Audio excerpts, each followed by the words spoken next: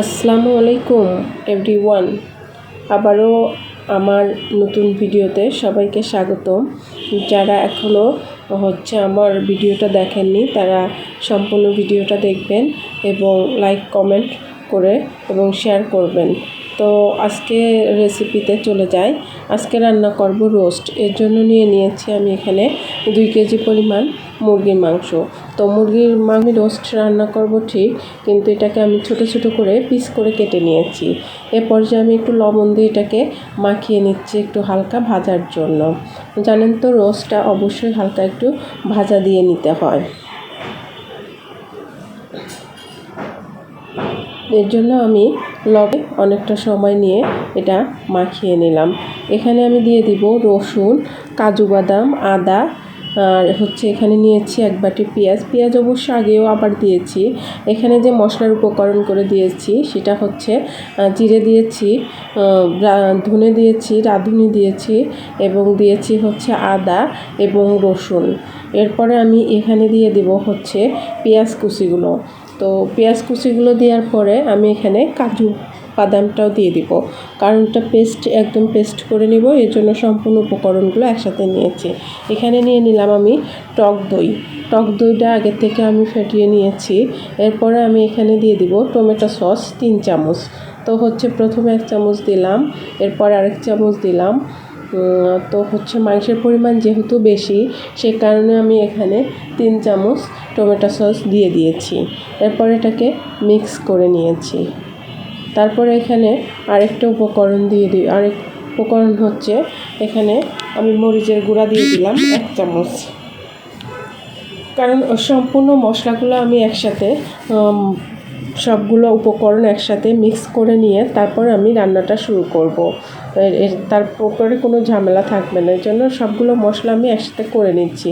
এখানে যে মশলাটা দেখছেন এটা দিয়ে দিয়েছি সাদা এলাচ, কালো গোলমরিচ, সাদা গোলমরিচ এবং জয়ত্রী, জয়ফল। এই যে আমার মশলাটা যেটা ব্লেন্ড করে রেখেছিলাম সেই মশলাটা দিয়ে দিলাম। তো সম্পূর্ণ মশলাটা দিয়ে তারপর এটা নাড়াচাড়া দিয়ে এই সম্পূর্ণ মশলাটা কমপ্লিট। চলে যাই রান্নায়। তো এই রান্নাটা শুরু করলাম। এখানে দিয়ে দিলাম সাদা তেল অর্থাৎ সয়াবিন তেল। তো এখানে দিয়ে দিলাম 1 চামচ ঘিটা দিয়ে আমি মাংসটা ভালোভাবে ভেজে নিব। তো এটা প্রথমে সবগুলো একসাথে ভাজা যাবে না, তাই আমি 1 চামচ ঘি এখানে দিয়েছি। পরে দ্বিতীয়বার ভাজার সময় আবার আরেক চামচ ঘিটা আমি এখানে দিব। এই মাংসগুলো আমি একটা একটা করে ভেজে নেওয়ার পরে এটা উঠিয়ে নেব। উঠিয়ে নেওয়ার পরে আরেকটা করে মাংসটা হবে, যেহেতু এখানে 2 কেজি মাংস একসাথে ভাজা হয়নি। আর পিসগুলো আমি ছোট ছোট করে কেটে নিয়েছি। এরপর আরেক চামচ ঘি দিয়ে দিলাম। এরপরে বাকি মাংসগুলো দিয়ে দিব। তো বাকি মাংসগুলো আমি একটা একটা করে দিয়ে দিলাম, সবগুলো একসাথে দিয়ে দিলাম। তো এটা ভাজা হতে হতে আমি অন্য কাজগুলো সেরে নিই। তো এরপরে আমি রান্নায় আবার চলে আসলাম। এটা পেঁয়াজের বেরেস্তা বানাবো, তার জন্য নিয়েছি। এরপরে আমি রান্না করার জন্য কড়াইটা বসিয়ে দিলাম। কড়াইটা দিয়ে দিয়েছি কালো দারচিনি, সাদা ফল এবং তেজপাতা এবং পেঁয়াজ। তো দেওয়ার পরে কিছুক্ষণ ভেজে নিয়ে আমি দিয়ে দিলাম আমি যে মশলার উপকরণগুলো একসাথে মিক্স করেছিলাম সেগুলো দিয়ে দিলাম। মিক্স করা মশলাগুলো একসাথে দিয়ে দেওয়ার পরে আমি এরপরে মশলাটা অনেকটা সময় নিয়ে কষিয়ে নেব। যখন উপরে তেল উঠে আসবে তখন আপনারা বুঝবেন যে মশলাটা কষানো হয়ে গেছে। তারপরে কি দিয়ে দিবেন, তারপরে আপনারা যে মাংসগুলো ভেজে রেখেছেন সেই মাংসগুলো দিয়ে দিবেন। দেওয়ার পরে মাংসটা অনেকটা সময় নিয়ে একটু কষিয়ে নেবেন। এরপরে আমি দিয়ে দিলাম আমার সেই পেঁয়াজের বেরেস্তাগুলো। তো পেঁয়াজের বেরেস্তাগুলো দেওয়ার পরে আপনি এটা কিছুক্ষণ নাড়াচাড়া করে তারপরে এখানে আমি 1 লিটারের মতো দুধ দিয়ে দিলাম। তো 1 লিটার দুধটা আপনি যতটুকু ঝোল রাখতে চান ততটুকু দিবেন, আর যদি কম রাখতে চান কম দিবেন। তো আমার ঝোলটা একটু বেশি রাখবো, কারণ রোস্টের ঝোল খেতে অনেক মজা লাগে, এটা সবাই জানেন।